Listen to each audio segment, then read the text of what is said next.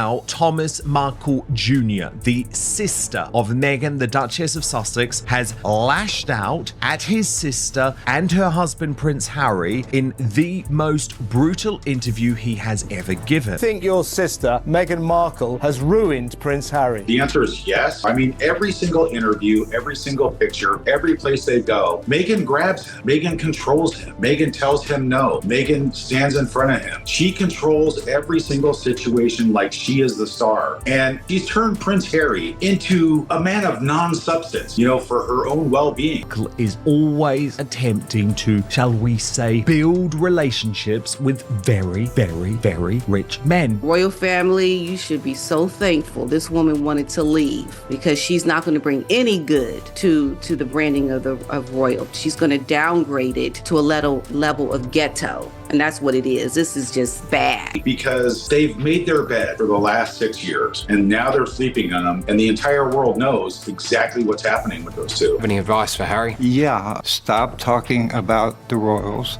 Stop giving away all of the secrets about the royals. And, love your children and love your wife, but also love your grandmother and love your father. Know us. It's just very bizarre how she just basically brushed the entire family under the carpet like we don't exist, and then lied about not having a family and lied about she doesn't have a family that she's always wanted. We've always been here. Can't give her anything else anymore. He served his purpose. His purpose is over, and they're no longer aligned in purpose. So it's time to move on. She's already gotten the benefit of her bargain with Harry because she got the title. That's what she wanted. She wanted to be world famous. She wanted the title. You remember when Harry was single, he was the elephant. He was the one, the most eligible bachelor on earth. You could be a royal, you could become world famous overnight. You could live in a castle. You could have access to the crown jewels. You would be a princess. My God, yes, he could have had his pick. All right, I do blame Meghan Markle.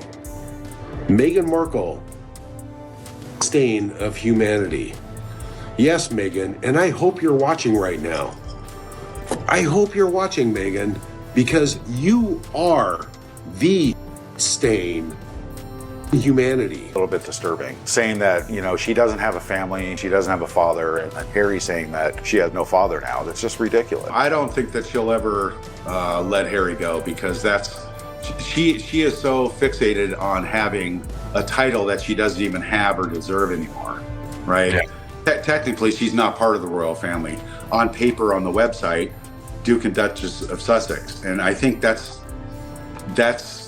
her biggest, that's anybody's biggest mistake in their entire life, to screw that up. It's December 2025, holiday season, the kind of time when people talk about warmth, forgiveness, family coming together, candles glowing, soft music playing, smiles carefully curated for the camera. And there she is, Meghan Markle, thousands of miles away in Montecito, filming her glossy Netflix lifestyle show, posting about compassion, healing, and the importance of family values. Everything looks peaceful, perfect, polished. But while all of that is happening, on the other side of the world, in a hospital in the Philippines, an 81-year-old man is fighting for his life. Her father, Thomas Markle Sr., lying in intensive care after an emergency leg amputation. Life or death. No glamour, no cameras, no candles, just fear, pain, and the terrifying reality of mortality. And Meghan, no call, no visit. She's decided you're all too big a problem.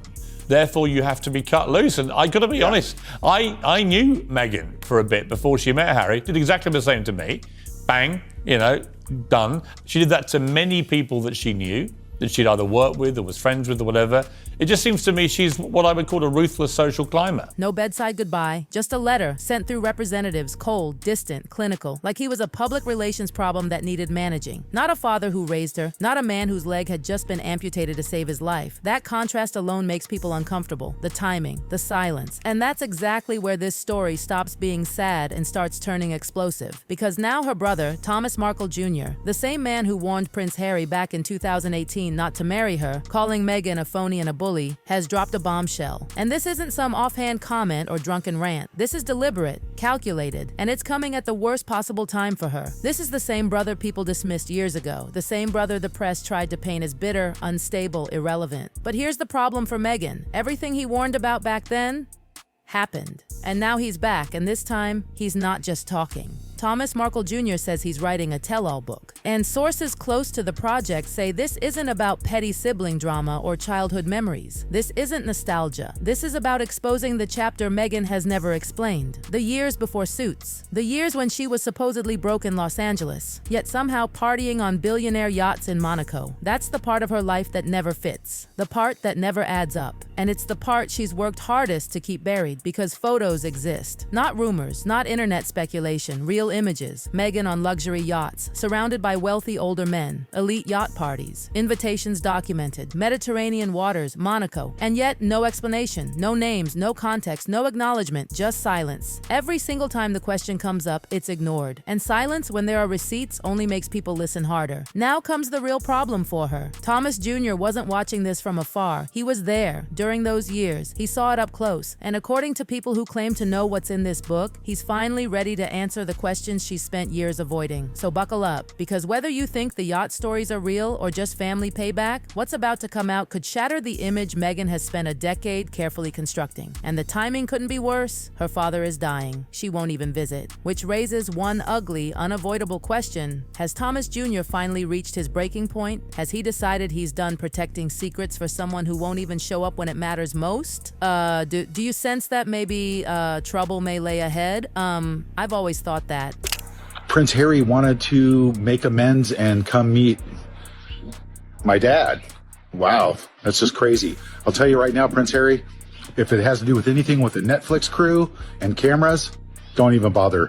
My dad's had enough. Honestly, I've always thought that because, not that I want to bring up the fact that I wrote that letter, but I wrote that letter a long time ago in hindsight of her, and that letter matters more now than ever. Let's talk about why Thomas Jr. isn't just running his mouth. Back in 2018, right before the royal wedding, he wrote an open letter to Prince Harry that went viral worldwide. He didn't soften a single word. He warned Harry directly. He said, "I think she's going to ruin your life." He called Meghan shallow, a phony, a bully, cold, conceited. He begged Harry to walk away before it was too late. People laughed at him, the wedding went on. The warnings were ignored. Has she made any attempt to contact your father since he had his stroke? None whatsoever. And I totally agree with you on the fact that none of us were ever coached or given any help with the paparazzi or press since the very beginning, which has caused a lot of problems. Nobody reached out. I actually reached out. And here's why that letter is haunting now. Everything Thomas Jr. predicted happened. The family collapse, the fallout with William and Kate, the permanent royal exit, the endless media wars, burned bridges everywhere they go. He called it all, years before it unfolded in real time. And you had to go and make waves and accusations and be difficult and overall,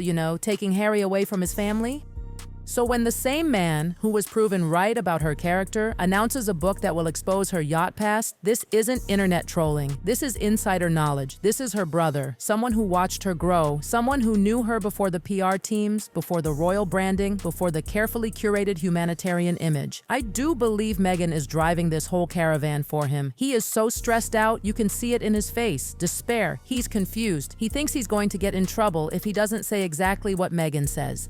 Very sad to watch. And here's the word Thomas Jr. used that keeps echoing. Phony. That's not a word you casually use about your own sister. That's a word you use when you've watched a pattern play out again and again. When you've seen someone perform different versions of themselves depending on who's in the room. That kind of accusation doesn't come from tabloids. It comes from years of watching behind the scenes. And that's why this book isn't just noise. It's potentially explosive. So, Neil Sean put out a video yesterday or the day before saying that Meghan and Harry are on the rocks. Well, I think I called that quite a bit ago. And once again, he was ahead of the curve. Now let's talk about the evidence people have been whispering about for years. This isn't conspiracy. These are documented photos, invitations, timelines that don't match the story Meghan tells. From 2004, when she graduated Northwestern, to 2011, when she landed Suits, she wasn't a star. She had small roles. Yeah, actually, it was because of Meghan that it was taken away. Meghan could have had her there if she wanted to have it there. Instead, she wanted to have a bunch of celebrities she barely knew, from the Clooneys to the Beckhams to Elton John to James Gordon to Timbuktu. I mean, it looked like anyone she'd met on the party circuit in the previous 2 years got the invite. Briefcase girl on Deal or No Deal. Quick appearances on CSI and General Hospital. Nothing that paid for yachts, Monaco parties, and non-stop European travel. And yet, the lifestyle was there. Okay, let's talk about the evidence that's been sitting out there for years, the part Meghan has never once answered directly. This isn't wild speculation. These are real photos, real invitations, real timelines that don't match the image she sells. From 2004, when she graduated graduated Northwestern, to 2011, when she landed Suits, she wasn't famous. She wasn't rich. She was auditioning, hustling, barely scraping by, at least according to the story she tells. She's described herself as the classic struggling actress in LA. Small roles, tiny paychecks, just trying to make it. And people believe that story because it's relatable. But here's where it falls apart. During those exact same years, photos exist of Meghan on luxury yachts in the Mediterranean, Monaco, elite parties, wealthy older men, private decks, invitations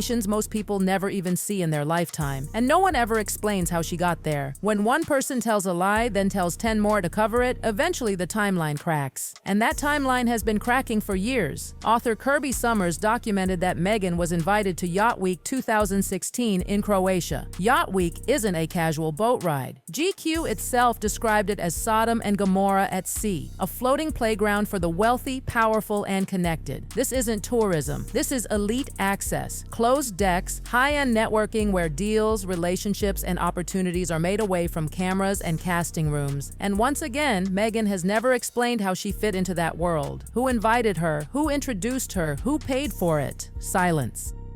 Do you sense that maybe trouble may lay ahead? I've always thought that, honestly. I've always thought that because, not that I want to bring up the fact that I wrote that letter, but I wrote that letter a long time ago in hindsight of her saying something about me. So explain this logically. How does a broke actress afford non-stop Europe trips? Who were the wealthy men photographed with her? Who was paying for Monaco yacht parties? And what kind of relationships were those? Because here's what's documented about elite yacht culture. Attractive young women are invited aboard billionaire yachts for companionship, networking, and access. These aren't innocent coincidences. These connections can open doors auditions never will. Private introductions, industry favors, powerful social circles. That lifestyle doesn't just appear out of nowhere. And look at how her career shifted. She didn't suddenly win big auditions. She entered elite circles. She met Trevor Engelson, a Hollywood producer. She was brought into Soho House, an ultra-exclusive club where royals, billionaires, and power players mix behind closed doors. She became close with Marcus Anderson, a key Soho House insider connected to everyone who mattered. That's how Suits happened. That's how Harry happened. Not luck, not chance, elite access. And if there's anyone who would have seen that transition with his own eyes, it's a sibling who knew her before the fame. Number 1, no more lying. Number 2, call your father already. Number 3, you're no better than anybody else at all, guaranteed. Else at all. And number 4, I paved the way for you to do the right thing on Big Brother.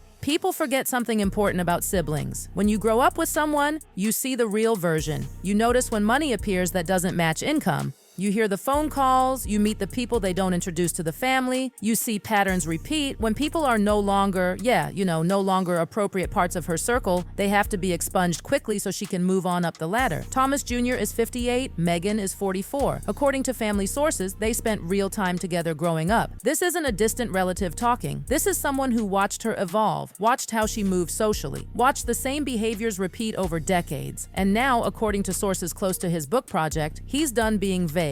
They say he's ready to name specifics, real events, real relationships. One insider reportedly said Thomas Jr. has information about Meghan's pre-fame years that directly contradicts the story she's been selling. Go in there and try and change a 1,000-year-old tradition and monarchy to your own liking. Who does that? And here's what is verifiable. Thomas Jr. publicly announced this book back in May 2025. He didn't talk about healing or reconciliation. He said he wants to refute Meghan's version of events and correct what he called nonsensical stories. That's not nostalgia. That's confrontation. I got approached by a guy named Jeff Rayner who spoke to me and said, I can change your image. And look at the timing. He announces this book right as Meghan launches her Netflix lifestyle show, selling authenticity, warmth, and family values. He directly challenges that image. That doesn't happen unless someone remembers things very differently. I made one dumb mistake and I'm never being forgiven for it. Families remember the truth even when the public story changes. They remember who paid the bills, which relationships were transactional, which conversations never left the room. That's why family tell-alls hit harder than headlines. You can scrub the internet, you can spin PR, you can't erase memory. People spit in your face when they see you walking down the street. And now, let's talk about what likely pushed Thomas Jr. over the edge. On December 3rd, Thomas Markle Sr. went into emergency surgery. Doctors amputated his left leg after a blood clot cut off circulation. His leg turned black and blue. It was life or death. 3 hours on the table, foot and lower leg gone. Do you think she still loves you? I have no idea. Thomas Jr. lives with his father in the Philippines. He's the caregiver. He's the one in the hospital.